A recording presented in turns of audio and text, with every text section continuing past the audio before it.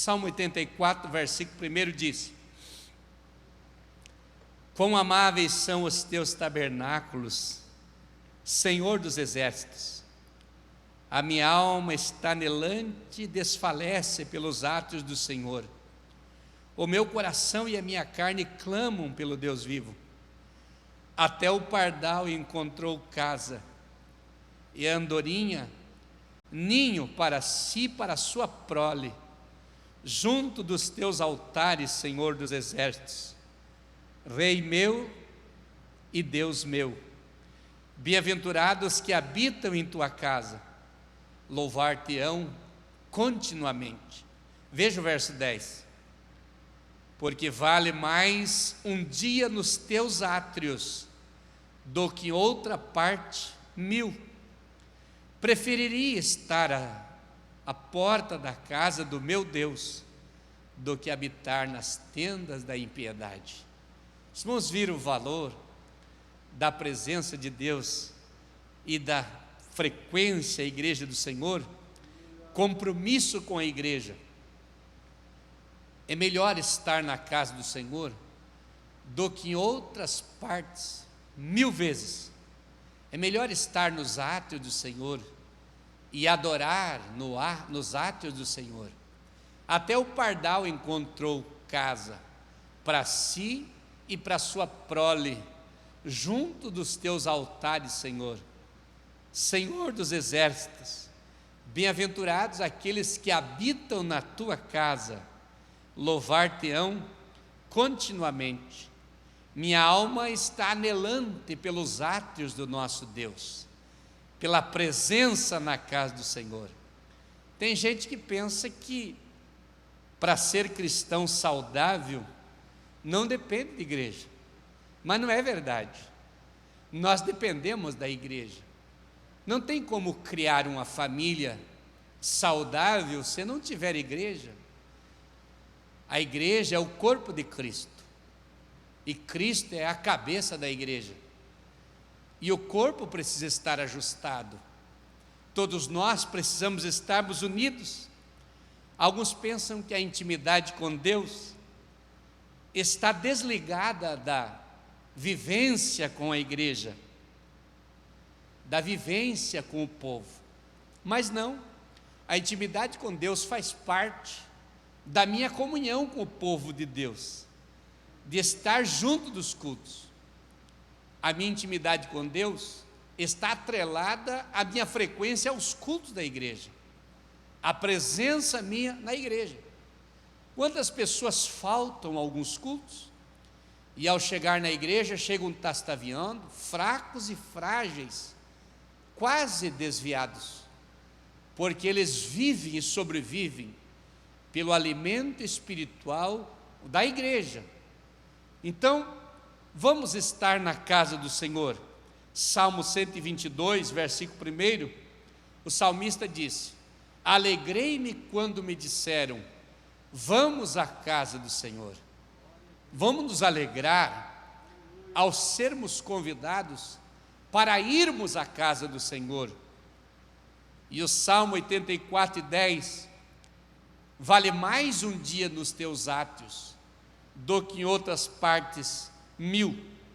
Meu compromisso com Deus envolve algumas coisas e exige que eu tenha compromisso com a igreja. Por que compromisso com a igreja? Porque a igreja é o corpo de Cristo. Se ferir um irmão, dói em mim. Se ferir a igreja, dói em mim. Eu amo a igreja, eu me dou pela igreja. Eu não consigo ficar longe da igreja. Quando eu preciso ficar 2, 3 dias fora, eu tenho saudades da igreja, porque aqui é a minha casa, aqui eu me encontrei, aqui eu me sinto bem, eu tenho paz aqui dentro. Eu fico emocionado quando escuto os louvores, pelos grupos, pela orquestra, pelo coral da igreja, pelos jovens e adolescentes da igreja, porque continuamente nós somos adoradores na casa do Senhor. Jesus estava no templo, A vida de Jesus era no templo. Ele amava estar no templo. Ele zelava pelo templo. Ele queria cuidar do templo. E um dia ele chegou no templo e viu os cambiadores que vendiam pombos e faziam negócios errados no templo. E ele expulsou os cambistas e disse: esta é a minha casa, e será chamada casa de oração. É a casa de Deus, é a casa da reverência. Quando nós chegamos aqui, nós nos ajoelhamos porque é a casa de Deus, nós nos quebrantamos porque é a casa de Deus. Se esses bancos fossem contar as gotas de lágrimas que já foram derramadas desses assentos, seriam incontáveis, porque são milhares de pessoas que entram aqui, derramam a sua alma e saem daqui para os seus lares levando a bênção e a paz para a sua vida. Jesus sempre estava no templo. Quando eu olhei para Atos dos Apóstolos, eu aprendi que os apóstolos viviam no templo. A vida dos apóstolos era estar no templo. E no capítulo 5 de Atos tem um versículo que diz: todos os dias no templo e nas casas. O amor deles era tão grande que todos os dias eles estavam no templo e nas casas. Às vezes eu chego das reuniões, especialmente em Itajaí, 2 horas da manhã, 3 horas da manhã, e eu venho aqui na igreja para dar uma volta aqui dentro do templo, na parte inferior do templo, conversar com o guarda e dar uma olhada como está a igreja, porque eu me preocupo com a igreja. Agora estou me cuidando um pouco sobre ir nas construções altas horas da noite, pela madrugada, até porque temos as nossas restrições, mas arde no meu coração o amor por essa casa, porque eu sei que nesse templo de adoração tem um grupo de mulheres que ora, tem um grupo de homens que ora, tem um grupo de pessoas que adora, e fica uma nuvem de glória na igreja. O atribulado pode vir de qualquer lugar da cidade, com o coração quebrado, ao entrar nas portas do templo, sente paz. Eu recebi uma pessoa um dia, no último banco da igreja, enquanto os jovens cultuavam, e essa pessoa abandonou seu comércio e veio, e entrou ali, e chorava, com choro de desespero, mas eu disse: não se apavore, você está na casa de Deus, e esse lugar é um lugar de adoração. Deus se manifesta aqui para abençoar a sua casa, para abençoar a sua família. E esta vida se acalmou. Eu peguei seu endereço, fiz escala dos pastores, e alguns meses depois nós batizamos nas águas. Está num bairro da cidade. Quando olhei para o Salmo 27, versículo 4, o salmista diz: eu amo a tua casa, Senhor. Para mim dizer que eu amo a casa do Senhor, eu tenho compromisso com esta casa de oração. Glória a Deus. Eu demonstro meu amor pela igreja, eu demonstro meu carinho pela igreja, pela casa de Deus, de algumas formas, ao observar a palavra, ao frequentar os cultos da igreja e ao contribuir com a igreja. Dessa forma, eu demonstro o meu amor, o meu respeito e o meu carinho, e o desejo de ver essa igreja crescer cada vez mais. Nós temos ideias inúmeras, correntes de pensamentos, que nós respeitamos mesmo não aceitando, posições de pessoas que não conhecem a igreja e não gostam de igreja, gostam de qualquer uma outra coisa e não gostam de igreja, e gostariam que não existisse igreja, mas a igreja continua existindo, porque a igreja é a casa de Deus.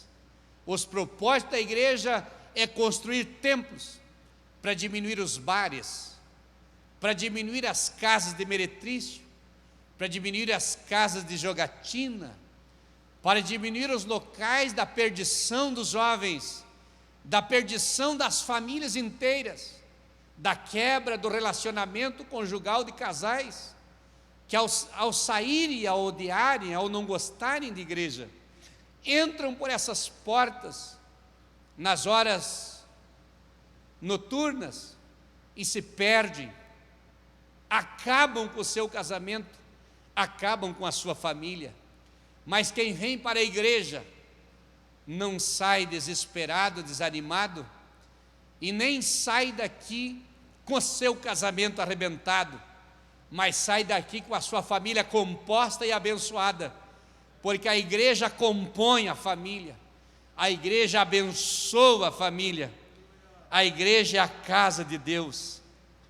E quando eu olhei para a Bíblia, quem foi que mandou fazer igreja? Deus disse: faça o tabernáculo, Moisés. Todo o ouro da época, toda a prata, toda a pedra preciosa, todas as joias do povo de Israel foram dados para Moisés, para que ele investisse na fabricação do tabernáculo. Por que fazer o tabernáculo? Deus não habita em templos feitos por mãos de homens, mas é o local de adoração, onde o povo de Deus se reúne para adorar, e Deus habita no povo que está no templo, no tabernáculo de adoração. Toda aquela multidão chegava para o tabernáculo, e Deus descia no tabernáculo, falar com Moisés, falar com o povo e abençoar o povo. Foi Deus que mandou fazer o tabernáculo.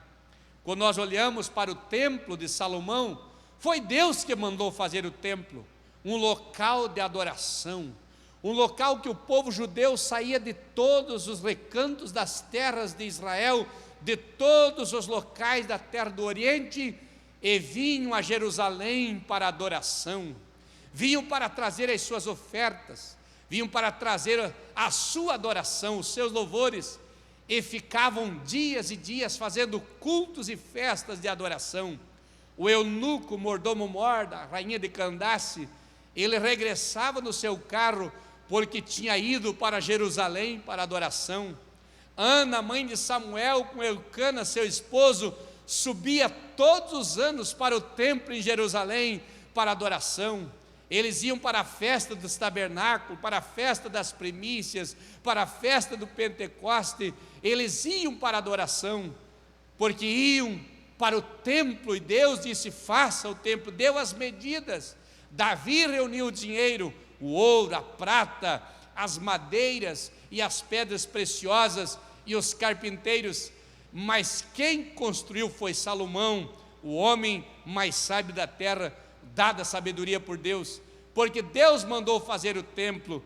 Glória seja dado o nome do Senhor. Deus sempre arrumou um lugar para ele ser adorado, para ele ser reverenciado e ser temido.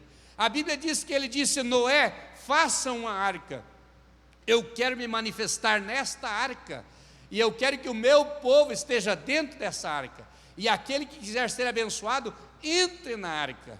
Moisés, a sua esposa, seus 3 filhos e as suas 3 noras, aderiram à ideia da pregação e entraram na arca. Foi Deus que mandou construir a arca, foi Deus que mandou fazer o tabernáculo, e Deus mandou fazer o templo em Jerusalém. Deus está nos inspirando, Deus está nos usando, através dos longos anos da nossa história, para nós construir templos, para diminuir os locais de maldição e de problemas para a sociedade, e encher de bênçãos a cidade, tochas acesas, pontos de pregação. Felizes as autoridades que sabem que tem um templo de adoração, que entra numa favela, faz uma igreja lá, diminui a criminalidade. Na região que eu conheci, morei ali bem próximo, muitos homens maus e criminosos viveram naquela região, cemitérios de pessoas que foram assassinadas por grandes bandidos morarem na região.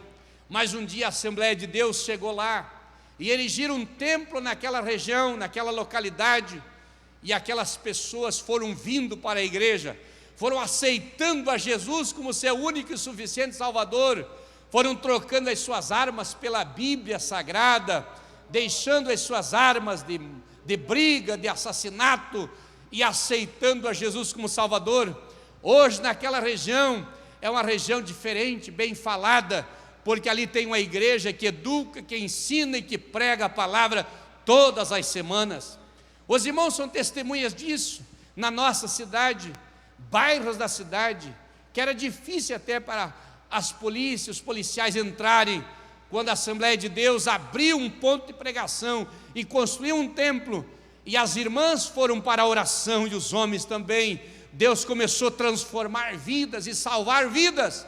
E não é diferente quando entra o evangelho numa cadeia, quando entra o evangelho numa penitenciária, quando entra o evangelho numa casa de reabilitação, onde o evangelho entra através da pregação da palavra feita pela igreja, as vidas são transformadas, as famílias são reconstituídas. Há poucos dias eu estava numa igreja no oeste do estado, e um cidadão muito bem trajado, com a sua esposa e suas filhas, parece que eram só meninas, veio me chamar pelo nome e me tratou muito bem. Eu não sabia quem era, não queria dizer que não lembrava dele, e no final de tudo, ele disse: o meu casamento foi restituído.